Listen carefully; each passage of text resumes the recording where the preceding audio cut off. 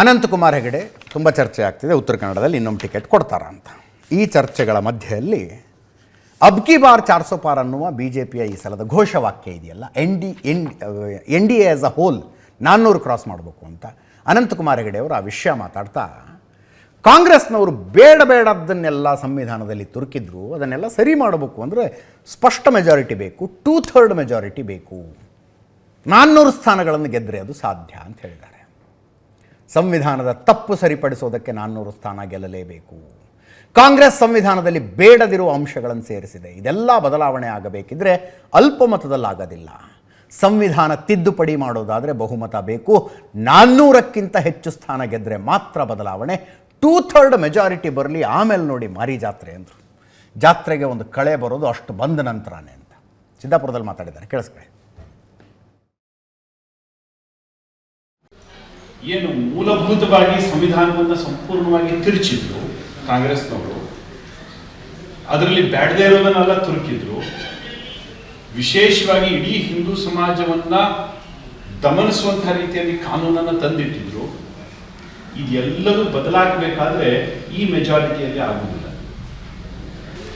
ಸಂವಿಧಾನವನ್ನ ತಿದ್ದುಪಡಿ ಮಾಡಬೇಕಾದ್ರೆ ಲೋಕಸಭೆಯಲ್ಲಿ 2/3 ಮೆಜಾರಿಟಿ, ರಾಜ್ಯಸಭೆಯಲ್ಲಿ 2/3 ಮೆಜಾರಿಟಿ, ರಾಜ್ಯ ಸರ್ಕಾರಗಳಲ್ಲಿ 2/3 ಮೆಜಾರಿಟಿ, ಒಮ್ಮೆ ಇಷ್ಟ ಆದ ನಂತರದಲ್ಲಿ ಆಮೇಲೆ ಮಾರಿ ಜಾತ್ರೆ ನೋಡ್ರಿ ಹೆಂಗಿರುತ್ತೆ.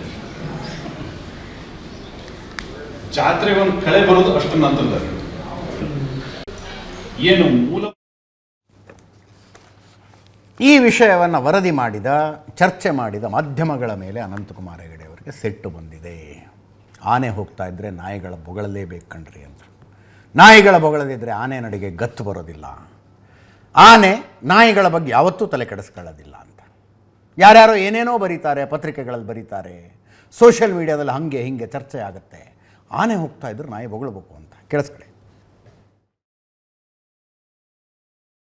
ರಾಜ್ಯ ಸರ್ಕಾರಗಳಲ್ಲಿ 2/3 ಮೆಜಾರಿಟಿ, ಒಮ್ಮೆ ಇರ್ತಾರೆ, ಪೇಪರ್ನಲ್ಲಿ ಹಾಗೆ ಬರುತ್ತೆ, ವಾಟ್ಸಪ್ನಲ್ಲಿ ಹೀಗೆ ಬರುತ್ತೆ, ಗ್ರೂಪ್ನಲ್ಲಿ ಹಿಂಗೆ ಚರ್ಚೆ ಮಾಡ್ತಾ ಇದ್ರೆ ಆನೆ ಹೋಗ್ತಾ ಇದ್ರೆ ನಾಯಿ ಬೊಗಳಲೇಬೇಕು ಕಣ್ರಿ.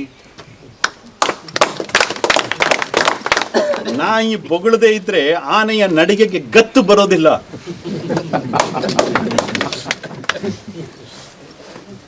ಮತ್ತೆ ಬೊಗಳೋ ನಾಯಿಗಳಿಗೂ ಗೊತ್ತು ಆನೆ ಏನೂ ತೊಂದರೆ ಕೊಡೋದಿಲ್ಲ ಅವಕ್ಕೆ ಅಂತ ಗೊತ್ತಿದೆ. ಆನೆಗೂ ಗೊತ್ತಿದೆ ಈ ನಾಯಿಗಳು ಬೊಗಳ್ತಾನೆ ಇರ್ತವೆ, ಏನು ಚಿಂತೆ ಮಾಡೋದು ಬೇಡ ಅಂತ ತನ್ನ ರಾಜಗಾಂಭೀರ್ಯದಿಂದ ಆನೆ ಹೋಗ್ತಾನೆ ಇರುತ್ತೆ. ಆನೆ ನಾಯಿಗಳ ಬಗ್ಗೆ ಯಾವತ್ತೂ ತಲೆ ಕೆಡಿಸ್ಕೊಳ್ಳೋದಿಲ್ಲ. ಆನೆಗೂ ಗೊತ್ತಿದೆ ಈ ನಾಯಿ ನಮಗೇನು ಹೊಡಿಲಿಕ್ಕೆ ಬರೋದಿಲ್ಲ, ಅದು ಅದ್ರ ಪಾಡಿಗೆ ಹೋಗ್ತಾ ಇದೆ, ಆದರೂ ನಮ್ಮ ಡ್ಯೂಟಿ, ನಾವು ಬೊಗಳೋದು ನಮ್ಮ ಡ್ಯೂಟಿ, ಬೊಗಳಬೇಕು ಅಂತ.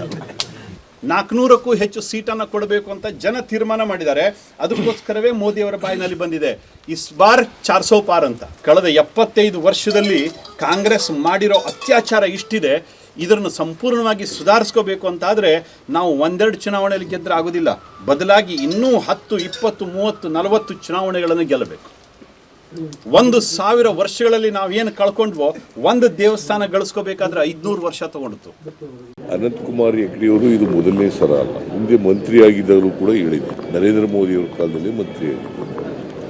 ನರೇಂದ್ರ ಮೋದಿಯವರು ಅವರನ್ನು ಮಂತ್ರಿ ಮಂಡಲದಿಂದ ಬಿಡೋದಾಗಲಿ, ಅವ್ರ ಮೇಲೆ ಶಿಸ್ತಿನ ಕ್ರಮ ಆಗಲಿ ತಗೊಳ್ಳಲಿಲ್ಲ. ಇದು BJPಯವರ ಇಡನ್ ಅಜೆಂಡಾ. ಸಂವಿಧಾನ ಬದಲಾವಣೆ ಮಾಡಬೇಕು ಅಂದರೆ ಸಂವಿಧಾನ ಬದಲಾವಣೆ ಮಾಡಲಿಕ್ಕೆ 2/3 ಮೆಜಾರಿಟಿ ಬೇಕು. ದೇಶ ಉದ್ಧಾರ ಮಾಡೋಕ್ಕಲ್ಲ, ಬಡವರು ಉದ್ಧಾರ ಮಾಡೋಕ್ಕಲ್ಲ, ಸಂವಿಧಾನ ಬದಲಾವಣೆ ಮಾಡೋಕ್ಕೆ. ಯಾಕಂತಂದರೆ ಅವರು ಮನುವಾದವನ್ನು ಸಮರ್ಥನೆ ಮಾಡಬೇಕು, ಮನುಸ್ಮೃತಿಗೆ ಅನುಗುಣವಾಗಿ ಸಂವಿಧಾನ ಇರಬೇಕು ಅಂತಕ್ಕಂಥದ್ದು ಅವರ ಇಡನ್ ಅಜೆಂಡಾ. ಒಂದು ವೇಳೆ ಸಂವಿಧಾನ ಬದಲಾವಣೆ ಮಾಡ್ತಕ್ಕಂಥ ಕೆಲಸ ಮಾಡಿದ್ರೆ ಈ ದೇಶದಲ್ಲಿ ರಕ್ತಪಾತ ಆಗ್ತದೆ. ಅನಂತಕುಮಾರ್ ಹೆಗಡೆ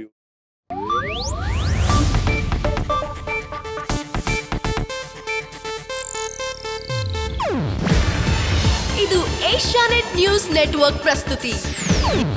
ನೀವು ನೋಡ್ತಿದ್ದೀರಾ ಏಷ್ಯಾನೆಟ್ ಸುವರ್ಣ ನ್ಯೂಸ್.